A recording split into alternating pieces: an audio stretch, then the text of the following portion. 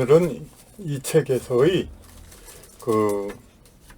한 평론을 해설하겠습니다. 그렇다고 이 책을 예전에 생애를 넘는 경험에서 지혜를 구하다처럼 해설하겠다는 것은 아니고, 이 책에 이제 이문열 선생의 그 글 이외의 일반 평론이 몇 편 실려 있는데, 그걸 한번 좀 다뤄보려고 합니다. 그래서 143페이지 작가와 행복이라는 곳, 이것을 얘기를 하겠습니다. 흔히들 이제 꿈을 이룬 사람은 행복하다고 한다. 이제 작가로서의 길을 걷게 되었다면은 꿈을 이룬 사람이니 행복하다고 해야 할까? 물론 자신이 추구해왔던 가치를 펼치기 위해 자신에게 고여 있었던 정신적 자산을 세상을 위해 베풀 기회를 갖게 되니 적어도 최소한의 정신적 행복은 확보한 자라고 할 수 있다. 사람이 자기의 이야기를 하는 거는, 그러니까 자기 안에 이렇게 사람이라는 요 그릇 안에 쌓여있는 그런 이제 그 퇴적물들, 내용물들, 이런 게 있죠. 근데 요거를 이제 바깥으로 발표를 해야 이제 시원한 그런 경우가 있죠. 그래서 이제 어떤 사람들은, 이제 어떤 평범한 사람들, 많은 사람들은 제발 내 하소연, 내 얘기 좀 들어달라.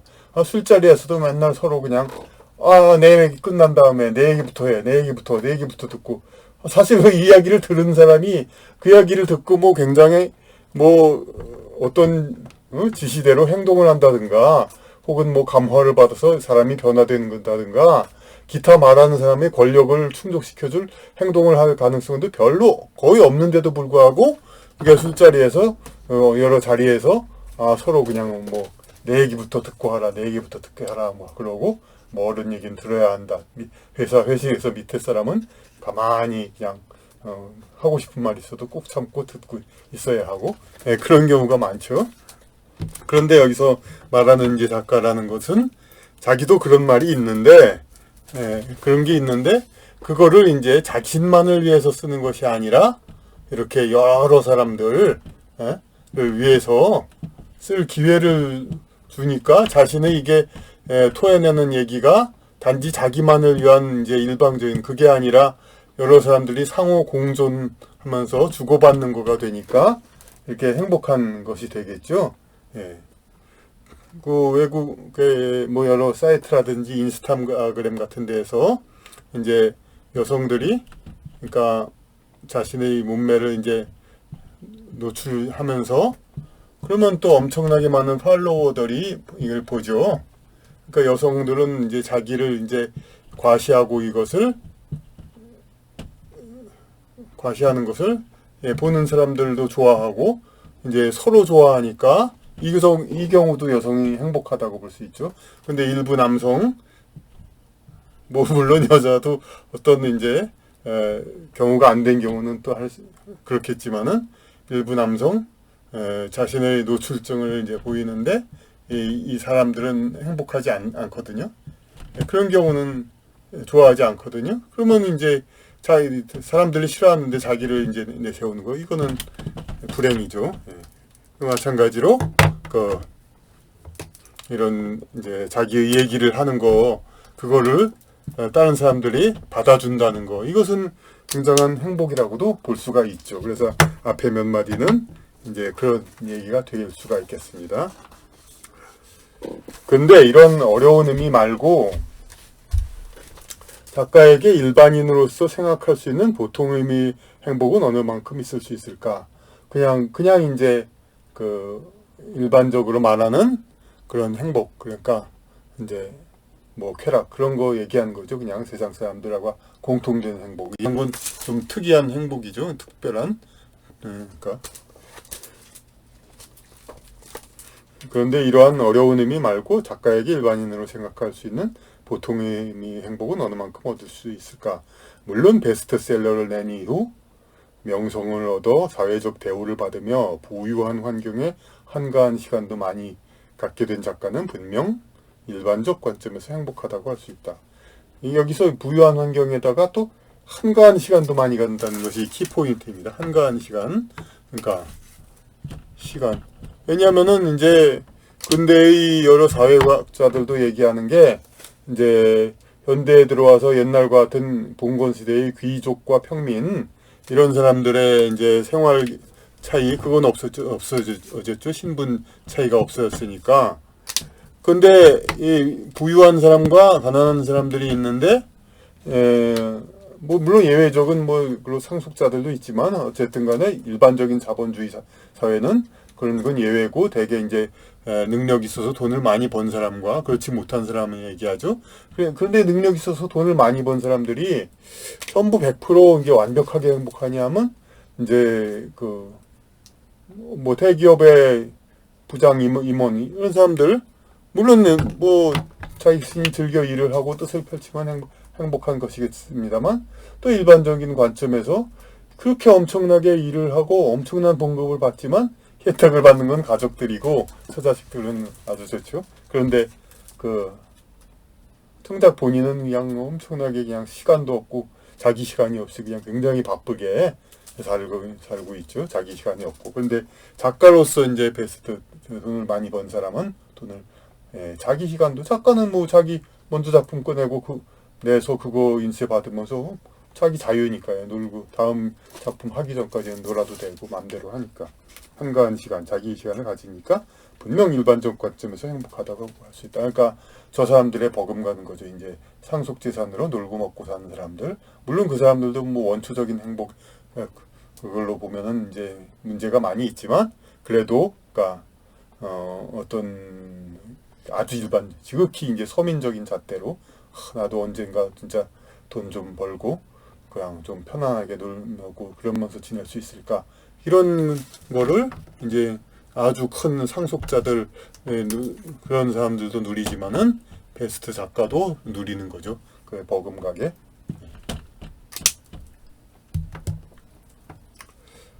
그런데 이제 여기서 또 중요한 얘기가 다시 나옵니다.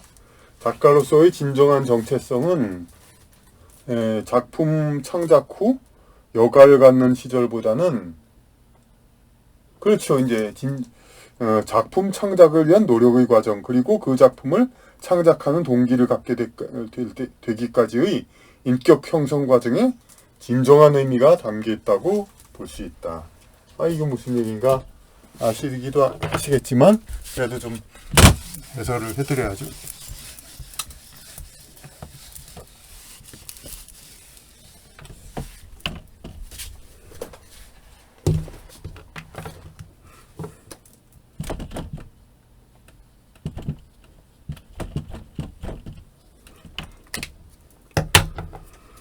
많은 작가들이 이제 초기작이 대표작이고 그 유명해지기 전에 자기의 뭐 정력을 쏟아낸 것이 대표작입니다. 그래서 그러니까 그런데 이렇게 요거를 이제 시간 축이라고 봅니다. 시간. 그럼 이때 이제 그 작가가 이게 30대, 40대라면 그 인생까지 그 나이까지 살게 되기까지 여러 탄생과 어떤 가정생활 성장 과정은 우여곡절, 기타 여러 경험, 뭐 감옥 경험도 있을 수 있고 여러 가지 이런 것들이 쌓이고 또 나름대로의 또 공부와 이제 호기심, 뭐 각종 종교 철학에 공부했다든가 뭐 이런 여러 가지 형성 과정이 있습니다. 이 형성 과정에 있어서 이 지난 다음에 여기서 이제 드디어 작품을 창작해가지고 내보냅니다. 그렇게 돼가지고 유명해져가지고 이제 아까 얘기처럼 돈도 좀 벌게 되고 그렇게 돼가지고 사는데 그렇게 해서도 계속 이제 이전까지는 사람들은 이 작가란 별로 의식 못했죠. 생각 못했죠. 근데 이 이후부터 이 작가가 알려지고 많이 사람들이 유명해집니다. 근데 이렇게 된 이후로도 역시 또 버금가는 창작의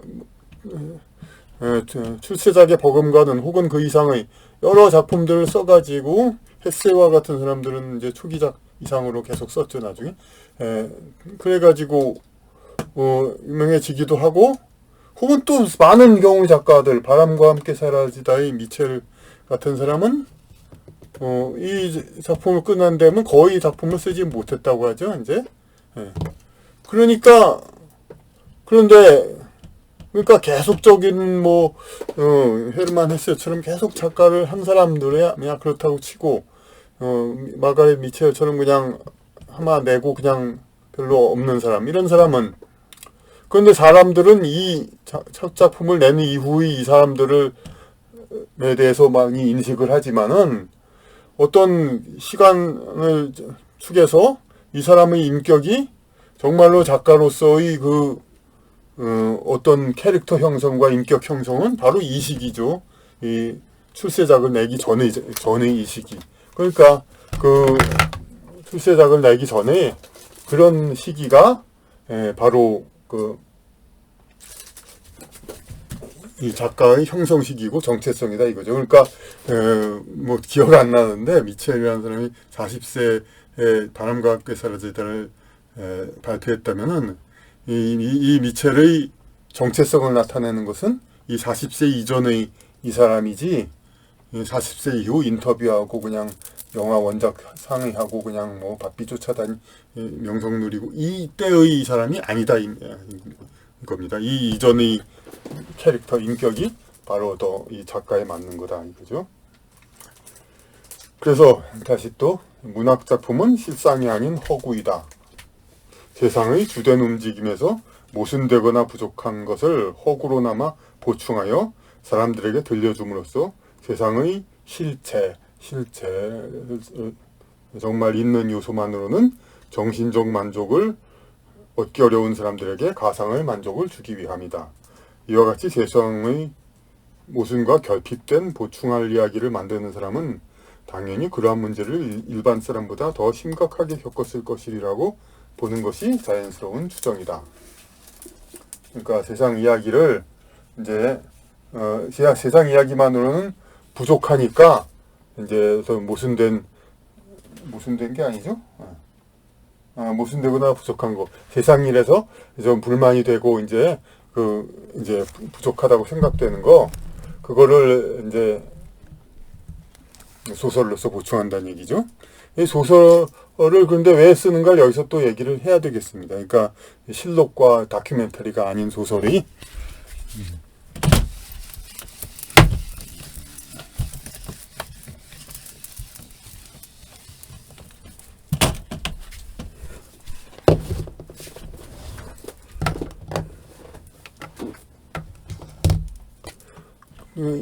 이야기는 애초에 물론 한 사람은 아니지만 한 사람이라고 상징을 합니다.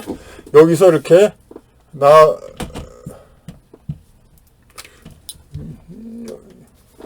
여기 하나 더 있습니다. 여기서 나와가지고 이쪽으로 갑니다. 그러니까 이렇게 전달이 되는데 이 사람이 이 사람으로 전달할 때 이 사람이 이 사람한테 이야기를 전달한다는 것은 이 사람은 이제 실제로 겪어본 사람으로서 그 이야기를 생생히 알고 있죠. 근데 이 사람은 이제 듣는 거죠. 그러니까 이게 한 사람이 아니라 여기 겪어본 여러 사람일 수도 있고, 동시대의 사람일 수도 있고, 이건 후세대의 사람일 수도 있고, 다른 지역의 사람일 수도 있고, 여러 가지죠, 이제. 그런데 전달을 하는데 우리가 상식적으로 생각하기를 이렇게 말한 사람이 알고 있는 것보다 들은 사람이 아는 거는 그것보다 훨씬 적죠. 이렇게.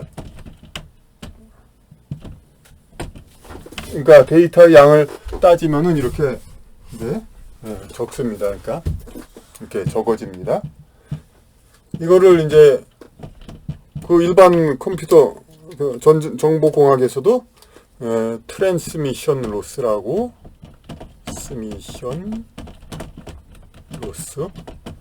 전달 손실 그것이 있는 거죠. 당연히 어떤 전도체의 전도율과 그렇고 사람이 여기서 말하고 저쪽에서 듣는 소리가 더 작게 들리고 그것보다도 중요한 거는 이제 문장과 글 다큐멘터리로 기록했는데 여기서 알고 기록한 것보다 여기서 그 언어를 통해서 다시 구상하는 건 훨씬 더 그게 덜할 수밖에 없죠. 그리고 또 특히 다큐멘터리는 여러 사람들이 일일 경우에 그 여러 사람들의 어떻게 그렇게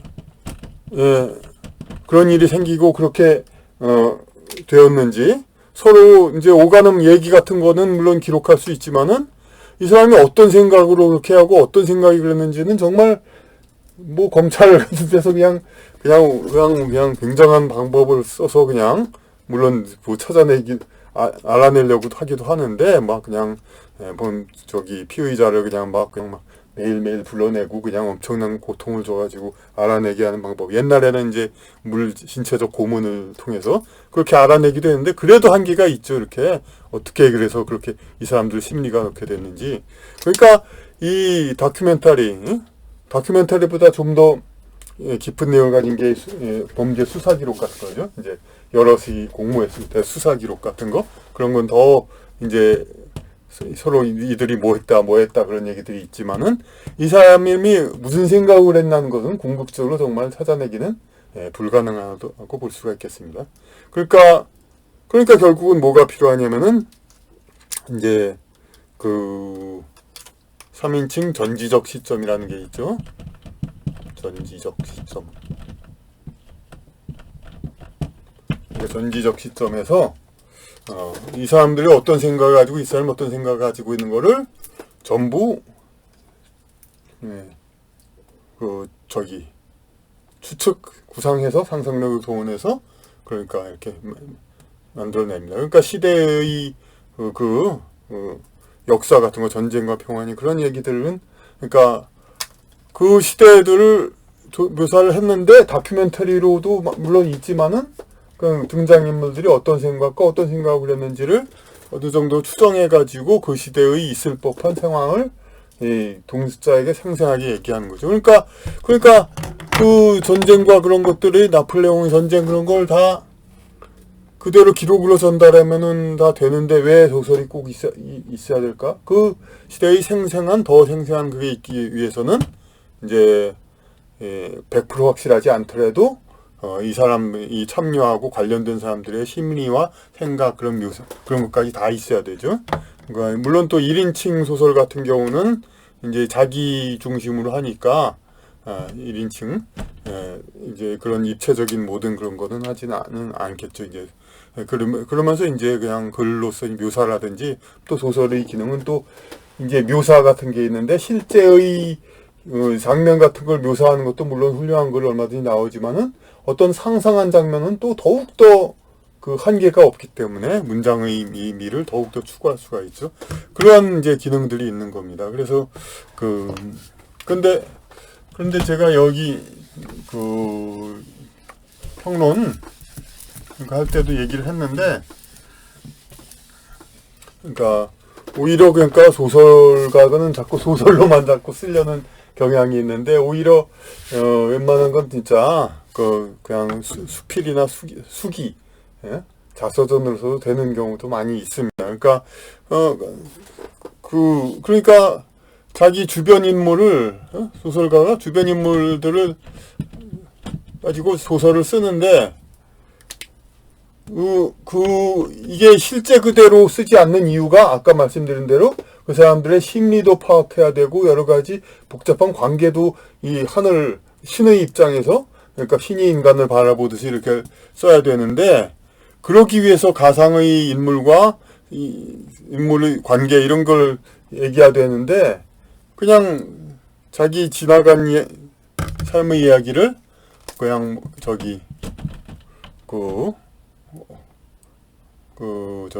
친구 얘기를 형제 얘기로 그냥 언니 얘기를 동생 얘기로 형 얘기를 사촌 얘기로 그런 식으로 인물과 설정만 바꿔가지고 실제와 다르게 그렇게 평면적인 트랜스미션만 해가지고 소설을 되는 경우도 있습니다. 그러니까 실제는 아니라는 거, 단지 실제가 아니라는 거가 소설이다. 이렇게 이야기하기는 좀 곤란하죠. 소설이 허구를 만드는 거는 그만한 명분, 구실, 이유, 그래야만 할 이유, 그것이 있어야 합리화가 되는 거고 꼭 그것이 필요 없는 거, 입체적인 심리 묘사라든지 전체 시스템 구조의 파악이라든지 그런 거가 필요하지 않은 단지 경험담에서 우러나오는 그런 이제 그 정황 묘사 이런 그런 거라면은 이 굳이 그가 소설이라고 그렇게 그럴 필요가 없다고도 볼 수가 있겠습니다. 그러니까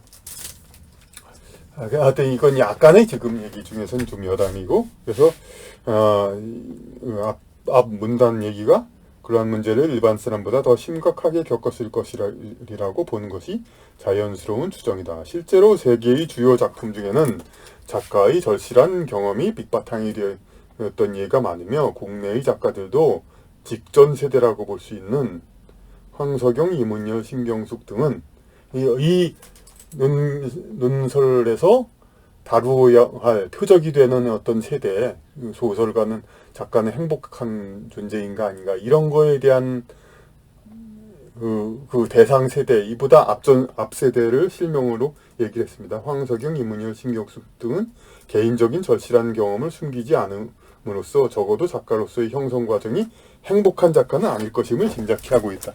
아까 먼저 이렇게 마가렛 미첼 얘기하듯이 이렇게 대표작을 써서 하기 전에 이렇게 그 형성 과정, 이것이 진짜 작가라고 그랬는데, 이렇게 이 앞에 작가들은 많이 방황도 하고 그러니까 고생도 하고 그랬으니까 그 일반 기준으로 행복한 사람을 작다고는 보기는 어렵죠. 그러니까 이저 직전 세대, 이게 나이하고 상관없습니다. 신경숙 씨는 뒤에 있는 저보다도 좀 젊고 뒤에 있는 얘기하는 사람 중에는 또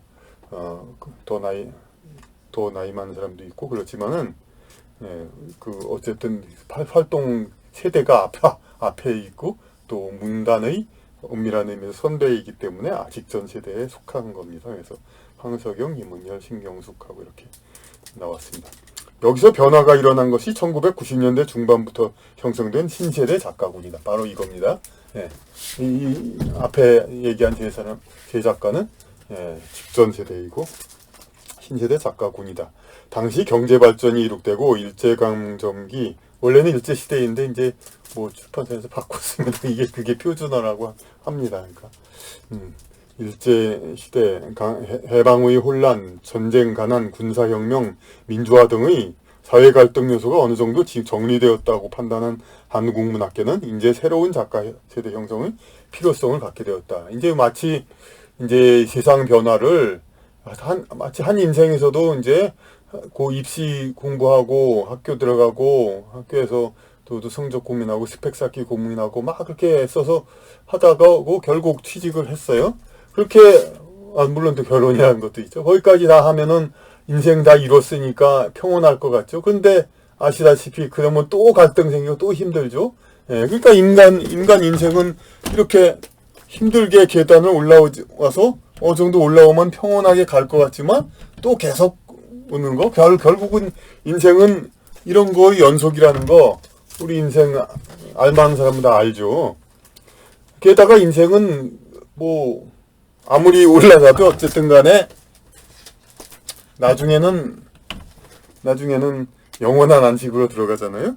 그런데 이 사회는, 이 세계는 또 언제 멸망할지는 모르지만 적어도 우리가 아는 한에서는 영원히 지속되고 있죠. 그러니까 이 세상이 이런 갈등들이 없어졌다고 해서 그걸로 끝나냐, 이제 평온한 시대가 오느냐? 그거 아니죠. 얼마나 이게 단편적인 견해인가, 이런 생각을 했던 사람. 그러니까 다시 읽으면 당시 경제 발전이 이룩되고 일제강점기, 힘들었다고 하죠. 힘들죠. 고난의 시대, 해방 후의 혼란, 일반 민중 입장에서는 더욱더 고난이었죠. 해방 후의 혼란, 게다가 6.25 전쟁 엄청났죠. 그리고 전쟁 후에 50년대, 60년대 가난, 전쟁 후에 폐허가 된 상태에서 그랬으니까 가난할 수밖에 없죠. 우리 민족, 우리 국가가 무슨 폄하하는 그런 부류도 있는데, 우리나라가 아프리카보다 못 살았다. 그건 다 어떤 우리 한민족 비주류 집단들의 어떤 모함이고, 우리 국가는 과거부터 중상의 선진국이었고, 다만 이제 전쟁이 일어났으니까 그때 가난한 거죠. 그러다 민주화가 되는 거였는데 군사혁명, 그것도 역시 또 정신적으로 공감하지 않는 사람들은 고통이었죠. 민주화 운동. 그러다가 민주화는 그 과정은 힘들었고 그 시련을 겪었고 그렇게 해서 사회 갈등 요소가 있은 다음에 이제 90년대 이제 정리됐다고 생각합니다. 이제 부유함을 누리고 이제 행복을 누리기만 하면 되었다 생각을 한 거죠. 예. 90년대 부동산 강남 이제 오렌지족 그렇게 행복을 누리는. 그러니까 국민 전체가 아님에도 불구하고 마치 이제 그것을 이제는 행복을 누릴 때다 이제. 물론 이제 훗날 IMF 있었던 것도 다 알지만은 그러니까 그래서 그 나온 것이 이제 오히려 이제 보면은 이제 상대적으로 그러니까 오렌지 좋겠는데 오렌지 작가라고도 좀 과장해서 비유하면 그렇게 얘기 됩니다. 이제 부유층 작가들 그런 젊은 작가들 그 많이 키운 그런 느낌도 좀 있습니다. 그래서 이제 약간 시니컬한다든가 좀 약간 이 풍자적으로 그렇게 나온 글이 한 페이지 정도에 걸쳐서 나옵니다. 제가 읽어드리겠습니다. 한편 국가 경제의 안정이 괄호하고 물음표 아까 말씀드렸듯이 과연 90년대에 소득이 높아져서 그렇다고 해서 이제 안정된 것이냐? 이건 참 의문스러운 거죠. 그렇지만 어쨌든 안정되었다고 생각한 사람들이 있습니다. 안정과 함께 상업자본의 효과적인 운용도 문학계의 중요한 과제가 되었다. 상업자본은 그걸 상업자본으로 풍자했습니다. 효과적인 운용도 문학계의 중요한 과제가 되었다.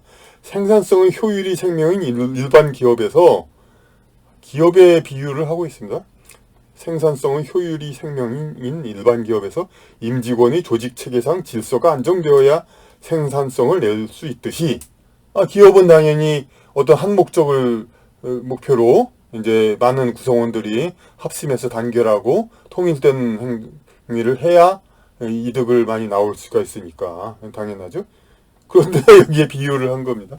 문학 일반도 어느 정도의 예측 가능한 행동 양태의 구성원을 필요로 하게 되었다. 그러니까 그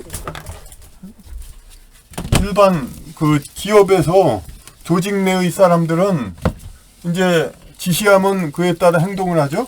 그거는 지시하면은 그에 따른 행동을 한다는 것은 그 부하의 이 행위들이 예측 가능하다는 거 아닙니까? 이제 지시하면은 그에 맞는 행동이 뒤따르는 그렇게 하면 조직은 안정되고 효율적이 되고 그리고 이제 생산성이 높아지는 거가 되는 거죠.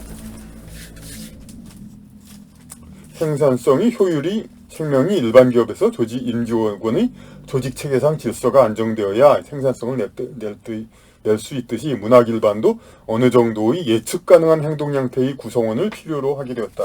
그러니까 시니컬하게 썼지만 결국은 문학이 상업자본 기업화됐다 이거죠. 이제 사실 이 80년대 그 오늘도 그 작가님 선배 작가님 얘기 들어보니까 그때는 막 그냥 출판 서로 내려고 그러고 인쇄가 100만 1000만 막 그러니까 그 굉장한 자본이 될 수가 있죠. 이제 작가야 어쩌다 한 사람도 몇 사람이 나오는 거지만 그 사람의 책을 내는 출판사는 어쨌든 이익이 보장이 되니까 적은 그 책을 출판하는 거 여러 모든 생산이 쉽지 않은 건 없지만 그래도 이제 어떤 물량적인 그게 가장 적은 그런 생산이죠. 그러면서도 이익을 낼 수 있으니 좋은 이제 상업 자본이 될 만했었죠. 이제 90, 80년대의 그 문학의 황금기, 그 제3세대 한국 문학, 그에 대해서도 제가 얘기할 것입니다만은 제3세대 한국 문학 80년대에 그 전집이 나왔을 때 그때가 가장 우리 문학의 황금기였으니까. 그리고 또 비유가 뭐냐면 문학계 주체는 그 더 이상 야생마를 포획하러 다니는 카우보이와 같은 불안정한 경영을 지향하고 더 확장하지 않게 한다는 거죠. 지향하고 마국간의 순한 말을 들려야 할 필요성을 갖게 된 것이다. 그러니까 사실이 그 본래적인 작가, 출판사에서 새로운 작가를 발굴해야 한다. 이거는 어떤 겁니까? 그야말로 야생마를 포획하는 카우보이와 같은 것이죠. 그러니까 작가는 스스로 그 잘한 것을 어디가 있나 이제 사냥 찾아가지고 발굴해내는 거. 그거는 진짜 없는 것이요. 자신들의 의사와는 전혀 관계없는 밖에서 길러진 작가를 찾아오는 것이니까 야생마 포획이나 마찬가지죠. 그런데 야생마는 아시다시피 길들이기 힘들고 로데오 경기 보시면 아시지만 정말 너무나 그냥 집요하게 떨어뜨리려 하죠. 그러니까 간섭을 싫어한다고 또 비유될 수 있죠. 그런 야생마들은 작가들. 그러니까 마국간의 순마 태어날 때부터 더 기른 말은 당연히 타고 다니기 쉽겠죠. 그러니까 작가의 어떤 성장 과정까지 이제 자기가 길러낸 것 같은 그런 말을 이제 작가도 이제 그런 사람이 필요로 하다. 이제 워낙 문학 자본은 이제 이 재벌 충수의 권위도 그렇고 이 권위들은 상당히 높은 거 아닙니까? 많은 자본을 운용하는. 그런데 이제 이 자본 이제 주체가 이런 작가들의 이 불안정성과 야생마 같은 이제 그런 이제 좌충우돌 이거에 끌려다닐 수는 없다 이거죠. 이제 더 이상 이제 그러니까 이제 이 안에 좀 이제 갈 수 있는 그렇다고 해서 어떤 방법이 좋을까? 이제 그렇다고 법률상으로는 어차피 다 이제 작가의 권한이 출판 계약은 다 그렇게 돼 있으니까 그 어쩔 수가 없죠. 결국은 이제 작가를 새로이 기를 수밖에 작가의 선발 기준을 다르게 할 수밖에 없는 거죠. 이제 그래서 다음 말이 그런데 작가의 정체성의 중심이 그 작가 특유의 생성 배경에 있다면 순말을 길러낸 목장주의 목적은 이루어지기 어렵다. 그렇죠. 그러니까 아까도 이제 작가의 글쓰기 전까지의 성장 과정 그것이 작가의 정체성이라고 하듯이 생성 배경에 있다면 순말을 길러낸 목장주의 목적은 이루어지기 어렵다. 이런 좌충우달들 곳곳에서 그냥 제멋대로 자라난 작가를 어떻게 목장주 출판 자본이 이 마음대로 다룰 수 있겠습니까? 작가 생성의 관건이 그 작가 고유에 말미암지 않고 운영 주체가 정한 비교적 객관적인 기준에 따른다면 그 작가군 집단은 한층 원만한 교섭 대상이 될 수 있는 것이다. 그러니까 작가가 이제 자기 나름대로 성장해서 이렇게 출판 작품을 내 가지고 출판사에 계약하는 게 아니라 이 운영 주체의 가 정한 그것에 따른 그런 사람을 작가로 이제 등용한다 이거죠. 그러니까 아무렇게 이제 곳곳에서 자란 사람이 작가가 아니라 여기서 정한 기준에 따른 이건 또 다시 어떻게 설명하냐면 즉 이제는 어떤 특별한 경험이나 절실한 사정이 배경에 있지 않은 그러니까 아까 그 이전 세대 작가들 특별히 고생도 하고 여러 가지 기구한 우여곡절을 겪은 경우가 많이 있죠. 그런 사람이 아니라 일반인 중에서 글쓰기 실력이 가장 우수한 자를 작가로 선발하는 시스템이 요구되었던 것이다. 글 쓰는 것도 기술인데 그걸 잘 쓰는 사람이야죠. 근데 사실 따지고 보면 그렇죠. 어떤 그 특정한 상황, 우연찮게 어떤 확률적 사고방식으로 보면 그렇습니다.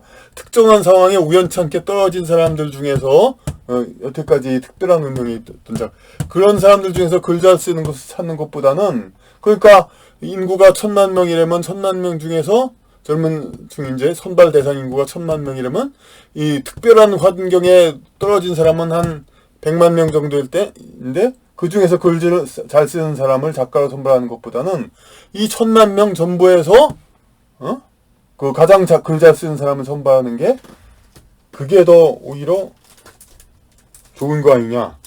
그러니까 예측 가능한 사람. 마치 고시 선발하듯이 폭넓은 대상 중에서 최우수자를 뽑으니 어찌 보면 과거보다 더욱 우수한 작가를 선발할 수 있는 시스템이다. 그러니까 고시 시험 보는 거나 마찬가지죠. 고시도 이제 어떤 그 사람의 환경이라든지 여러 가지 기구한 운명 그런 게 반영되는 거 아니죠. 그냥 특별한 경험이라든지 그런 거 단지 성적이죠. 이제 작가도 이제 그런 식으로 뽑으면은 더 일반인 중에서 실력은 더 있는 거 글쓰기 실력 그 글쓰기 실력이라는 것이 뭔지는 그에 대한 정확한 정의도 물론 있지 않죠. 그냥 글을 매끄럽게 쓰는 그런 건지 또 어떤 콘텐츠는 또 뭔지 그것도 알 수가 없지만 어쨌든 간에 그런 시스템이다 이거죠. 이러한 시스템의 효과성에 대한 의문은 당시에도 충분히 가질 수 있는 것이었지만 그렇죠. 작가를 그렇게 그냥 고시선발하듯이 일반인 중에서 가장 좋은 가장 글 잘 쓰는 사람을 뽑는 건난 그런 개념이 과연 옳은 것인가? 그때도 그게 과연 될 것인가? 얘기할 의문을 가질 수 있지만 의사와 약사와는 달리 의사나 약사는 어떻습니까?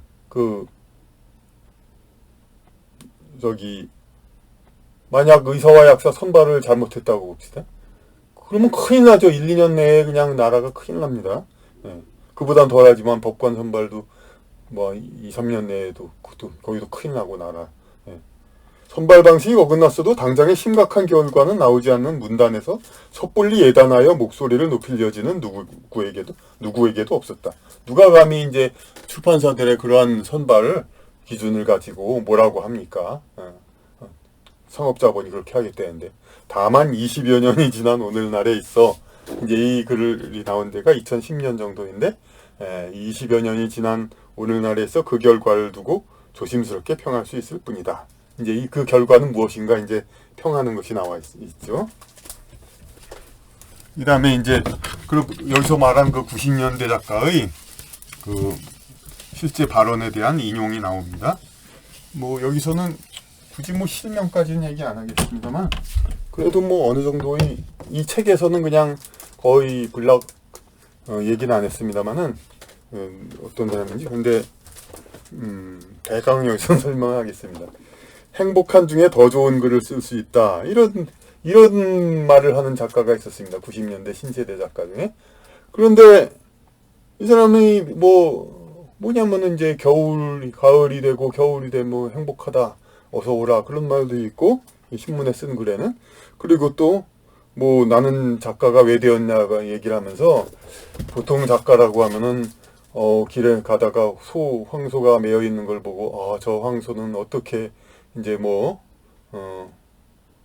살아왔고 전생은 또 무엇이었을까 상상하면서 혹은 또 여러 가지 잘 기억은 안 납니다만 무슨 바람이 불어도 꽃잎이 떨어져도 눈물이 핑 도는 그런 감상주의자 그런 사람들이 작가를 하는 걸로 사람들은 알고 있으나 나는 아버지가 공무원이고 평범한 그러니까 보통 작가 하면 엄청 고생도 하고 가정 불우한 가정도 있고 여러 가지 특별한 경우도 많이 겪은 사람들이 있는 걸로 생각을 하지만 그런 거 아니다. 나는 지극히 안정된 가정에서 중산층 집안에서 이제 그냥 솔직히 말해서 태어나서도 행복하게 자라났고 문제없이 지금도 이제 행복하게 해서 행복한 상태에서 더 글을 잘 쓰게 된다. 그렇게 당당하게 얘기하던 그런 작가입니다.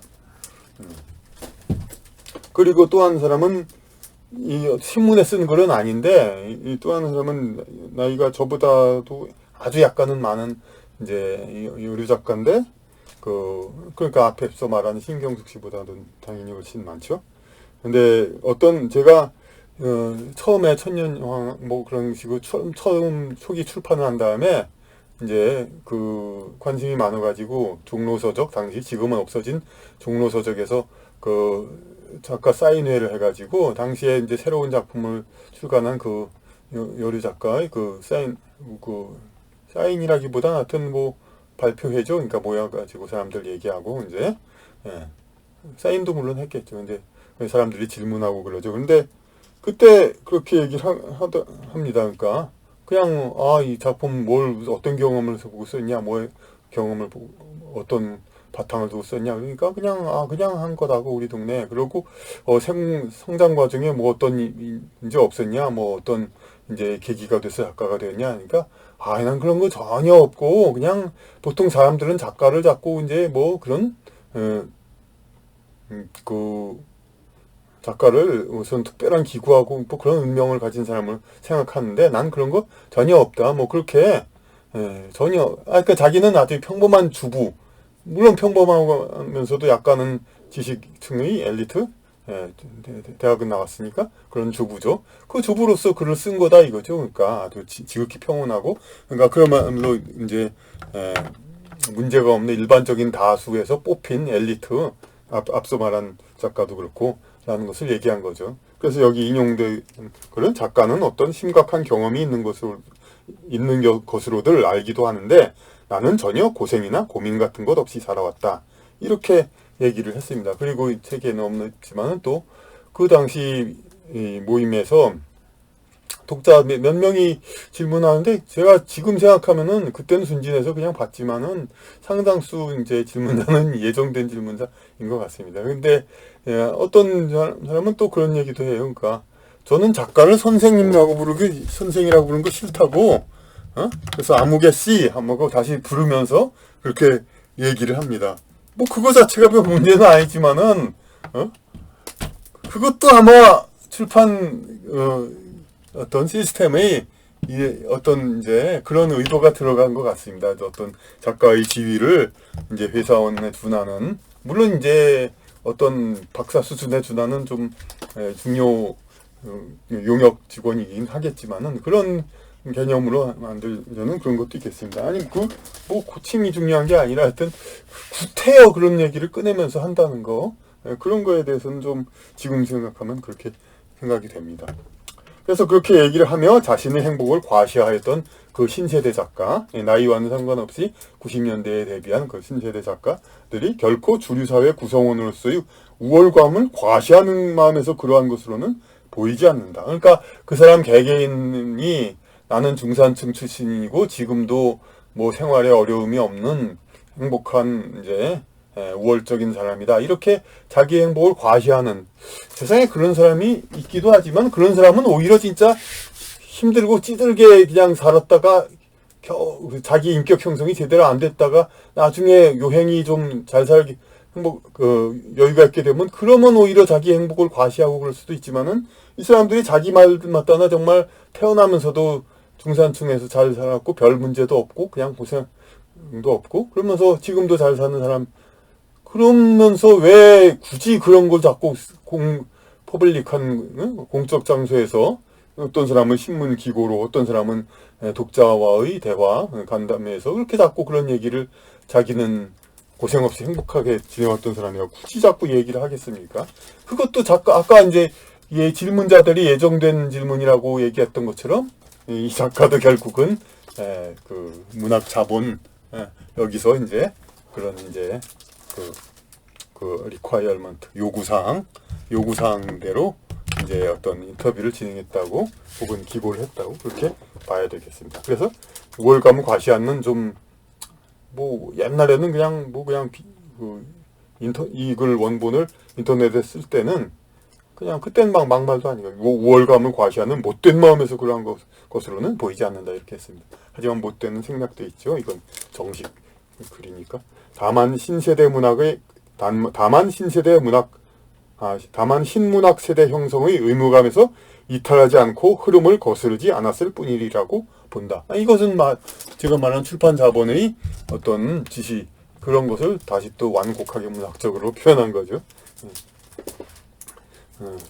물론 인간 경험의 절실함은 상대적인 것으로서 어떤 기구한 운명이 작가로서의 요건은 아니다. 맞죠. 물론 이제 그 옛날에도 다 평온에 살았던 사람도 다 좋은 작품 쓴 사람이 있고, 그거는 이제 현생의 경험이 아니라 전생의 경험일 경우도 많죠. 그런 사람이 이제 어떤 또 아주 극적이고 그냥 치열한 그런 작품을 쓴다 그러면은, 일반적 기준으로는 본래부터 행복하였던 자도 얼마든지 쉽사리 보이지 않는 세상의 개선점을 발굴하여 작품으로 승화시킬 수 있다. 그렇죠. 자신의 학식이 높고 관점이 높으면 자신은 행복하더라도 얼마든지 세상의 불행을 살피고 그렇게 할 수가 있죠. 지금 판검사 자신은 도덕성이 높아도 도덕성이 나쁜 사람들을 다룰 수 있듯이 그런 걸 겁니다. 근데 이제 결론이 드디어 나옵니다. 이제 그러나 창작품은 독자의 정신적인 향상을 위한 것이지 작가 자신의 정신적 행복을 위한 것이 아니다. 처음 시작할 때 말로 돌아갔네요. 이제 아까도 이제 작가는 왜 행복하냐? 그러니까 저런 사람은 아까 말한 그 행복한 작가라고 저는 볼 수가 없는 게 예전에 컴퓨터 통신 작가 하면서 시작한 사람도 있고, 지금도 시내 서점 같은 데 보면 문예지가 엄청나게 많습니다. 근데 그 문예지의 한 95% 이상은 회원제로 해가지고 회원들이 돈을 내가지고 그걸로 서로 이제 모아가지고 그 돈을 모아서 그걸로 돈을 내면서 자기 작품, 시나 소설은 경우 거의 없지만 어쨌든 작품을 갖다 내면은 그것을 책들로 엮어가지고 다시 돈을 낸 회원들한테 나눠주는 거죠. 그러면서 이제 서점에도 전시를 하지만 실제로 팔리는 건 거의 없겠죠. 이제 그냥 돈을 낸 회원들이 이제 사가거나 이제 어쨌든 그 돈으로 이제 인쇄를 하는 거죠. 그러니까 이 경우는 정말 그 돈을 낸 회원들은 여기서 이제 작가라고 소개하고 이제 시인, 작가, 소설가 그런 칭호를 부여하죠. 근데 이 경우는 이제 독자를 위한 것은 아니니까, 이런 과정을 거쳤다 하더라도 물론 이제 나중에 좋은 작가 그런 작품이 나올 수도 가능성도 그렇지만 않으리란 보장은 없지만은 대부분 어쨌든 간에 작가, 글 쓰는 사람을 위한 책이지, 글을 위한 책은, 읽는 사람을 위한 책은 아니죠, 이제. 그러니까 이 경우는 작가의 행복이 아니고, 그러니까, 중요한 것은 아까 상황 전달을 위해서, 그 입체적인 상황 전달을 위해서 독자의 정신적인 향상을 위한 것이지, 창작품, 소설, 문학작품은 작가 자신이 정신적 행복을 위한 것은 아니다. 쓰는데 아무리 만족감을 느끼고 즐겁다, 재미있을 수도 있죠. 사실 소설은 자기도 재미가 있어야 쓸맛이 나지, 재미가 없으면 진짜 어떻게 씁니까? 그렇다 하더라도 어쨌든 목적은 독자를 위한 것이죠. 그러니까 다시 비유를 하는데, 우리가 아름다운 음악을 듣게 하기 위해서 바이올린 주자는 목을 삐뚤어 하고 양팔이 균형 없이 왜곡된 자세로, 이제 철봉은 다 이제 이렇게 양팔을 균형스럽게 운동을 하죠. 근데 바이올린은 어떻게 합니까? 왼쪽은 이렇게 하고, 게다가 왼손 손가락은 아주 그냥 혹사당하죠. 그냥 지문이 없어질 정도로. 여기 맨날 똑같은 이런 식으로 바이올린 그것만 하고, 우리가 아름다운 음악을 듣게 하기 위하여 바이올린 주자는 목을 삐뚤어 하고 양팔이 균형 없이 왜곡된 자세로 팔과 손가락 근육의 올바른 성장과 유지에 도움되지 않는 반복 운동을 한다. 그러니까 이건 음악을 내기 위한 팔과 손가락의 움직임이지, 팔과 손가락의 건강을 위한 움직임은 아니죠. 그러니까 직업병, 꼭 이게 이런 비유를 했지만은 괜히 이제 듣기 좋으라고 아름다운 비유 이런 거 했지만, 사실이 이보다 더 힘든 분들이 이제 여러 가지 공장이라든지 이런 데 직업병들이죠, 이제. 그런 이제 생산을 위한 운동, 이런 거는, 손을 위한, 몸의 건강을 위한 것은 아니죠. 마찬가지로 정신적인 것도 그렇다 이거죠. 마찬가지로 독자에게 정신적 공감을 일으킬 문학작품의 탄생은 창작자의 행복에는 그다지 보탬되지 않는 많은 과정을 거쳐 이루어진다는 사실을 우리는 담담히 받아들여야 하겠다. 그러니까 이 다음에 오래전 동인문학상 심사위원들에게 보냈던 공개서신을 보자. 이건 다른 단원으로 넘어가니까 여기서 생략하고요. 그러니까 하여튼 소설 문학은 이렇게 정신적인 작가의 정신적 건강에는 보탬되지 않는 과정을 거쳐서 만들어지는 거죠. 바이올린 연주라든지 공장의 물건 생산 그런 거에도 그렇듯이, 이제 그래서 이 일련의 그런 해프닝이라고도 볼 수 있죠. 그렇게 해서 90년대 작가들을 양성했는데 지금 뭡니까? 그냥 지금은, 그때는 그나마 90년대에는 문단이 20대 작가들 양성하기를 애라도 썼습니다. 애쓰기라도 했습니다. 그리고 되고 싶어 하는 사람들이 있었고, 물론 그때까지만 해도 80년대의 그 황금기를 보고 작가가 멋있어 보였으니까 부유층 자제들이 먹고 살기는 괜찮은데 뭘 해볼까? 그래서 작가나 해보면 멋있어 보이겠다. 그래서 했지만은 지금은 작가 하려는 사람도 없죠, 소설가.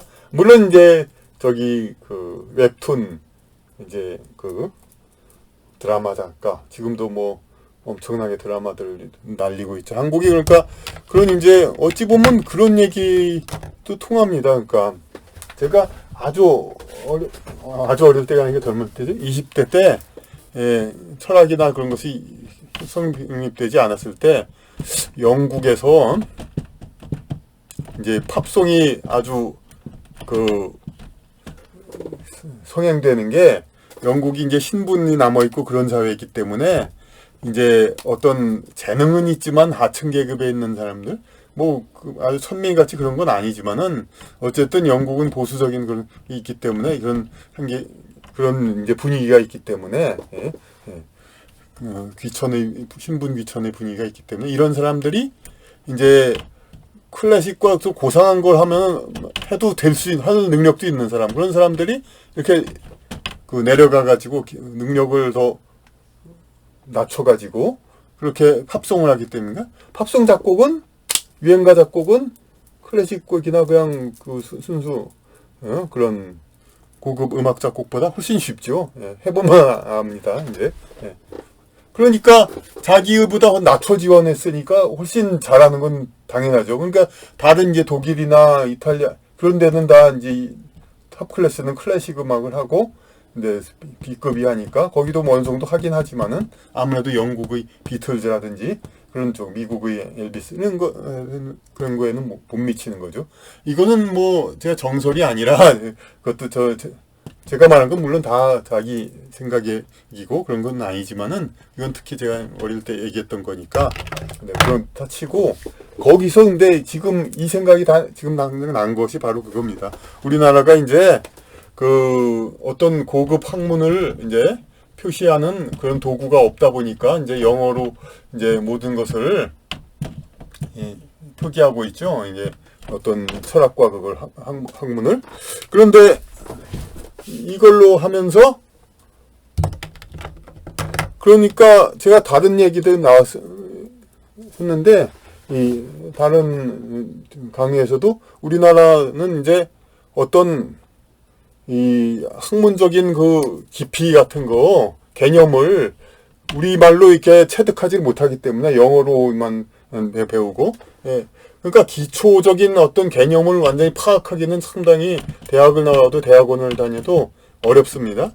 그렇기 때문에 기초학문 같은 거 그런 거는 좀 어렵고 대신 그런 능력이 있는 자질이 있는 뛰어난 인재들이 결국은 응용학문 이쪽에서 두각을 내요. 응용과학은 아무래도 그런 깊은 개념이 없어도 되니까 어떤 공식에 맞추기만 되니까 그러니까 예를 든 게 이제 그 원자로 그러니까 그것도 얘기했고 그리고 그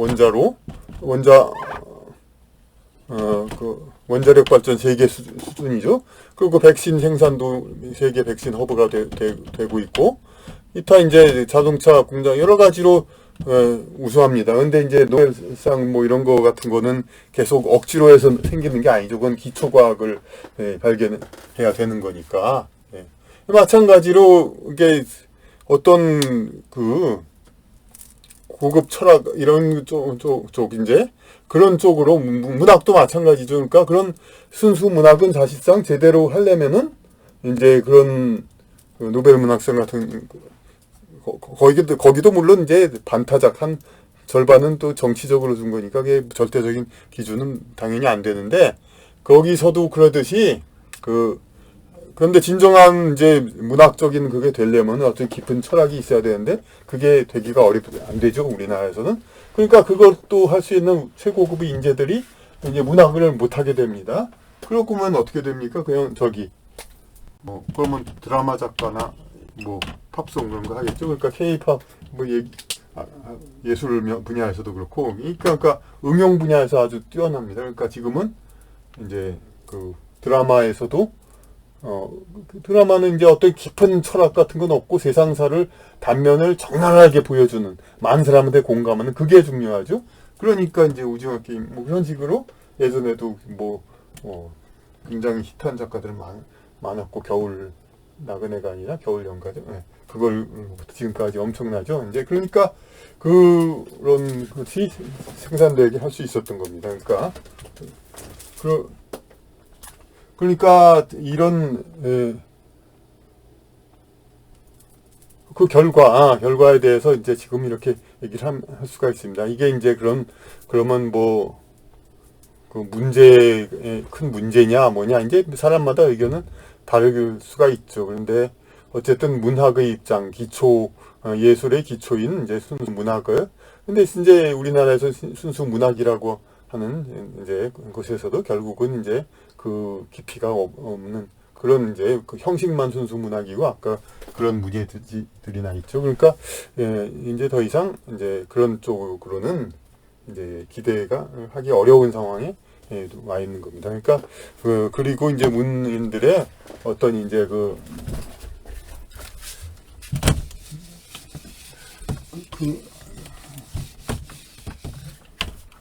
결론적으로 여기가 영성방송이니까 얘기하는 게 아까 이제 문인들을 갖다 일반 회사원 이제 그 인력과 비슷하게 보려 했다는 것은 결국은 이제 문인들이 이제 그 어떤 이제 그 자본주의 의사와는 다르게 이렇게 우연히 이제 곳곳에서 생겨나는 것이 문인이라고 했었죠. 이것은 결국은 영적으로 타고난 사람들이 문인으로서 나오는 것이죠. 그런데 이것을 갖다가 스스로 양성하고 스스로 관리 가능한 그런 범주로 끌어들이려고 했다는 거, 문학 자본이. 그것은 문인들의 영적 수준을 이제 어떤 이제 그 세상 일을 관조하는 수준의 영적 수준의 사람이 문인을 하는 게 아니라, 그러니까 그 일반인 생활에 부대끼 할 수 있는 그런 문인 영혼으로 이제 문인을 하겠다는 거니까 애초에 잘 되지가 않죠. 이게 문인이 세습 문인이 안 되는 것도 마찬가지고, 저기 5단계의 그 영혼 그런 거에서도 말했듯이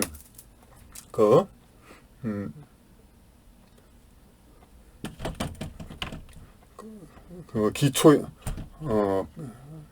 유아 영혼이 있고 기초적인, 그 다음에 청년 영혼, 장년 영혼,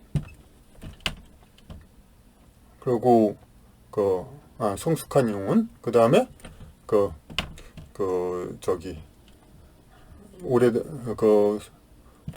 성숙한 영혼, 오래된 노인 영혼, 이게 5단계가 있죠. 그러니까 초기 유아 영혼과 청년, 장년, 그리고 성숙한 영혼, 오래된 영혼. 근데 그 기초 단계와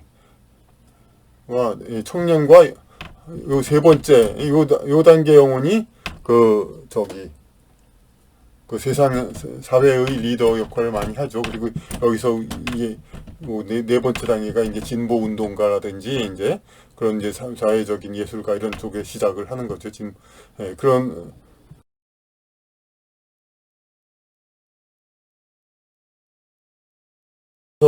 문인이 배출해야 되는데, 이 자본가, 문학 자본가는 요 3번째 단계의 영혼에서 문학인을 기르려고 했던 것이니, 그것이 얼마나 잘못된 것인가요? 요 정확한 명칭은 제가 그 강의에서 다시 보시면 되고, 그러니까 1, 2, 3, 4, 5단계로 물론 분류는 더 여러 단계로, 불교에서는 상근기, 중근기, 하근기, 셋으로 나누기도 하지만, 그러니까 미국의 그 영혼 이론에서는 5단계로 나누는데, 그러니까 문학인은 요 4단계, 5단계에서 해야 되는데, 이 3단계에서 문인을 배출하려고 하는 것이 우리나라 출판인들의, 그러니까 90년대 우리나라 출판 자본의 의도였다는 거. 그것은 이제 잘못된 것이고 실패할 수밖에 없었다는 거, 이렇게 이야기를 하겠습니다.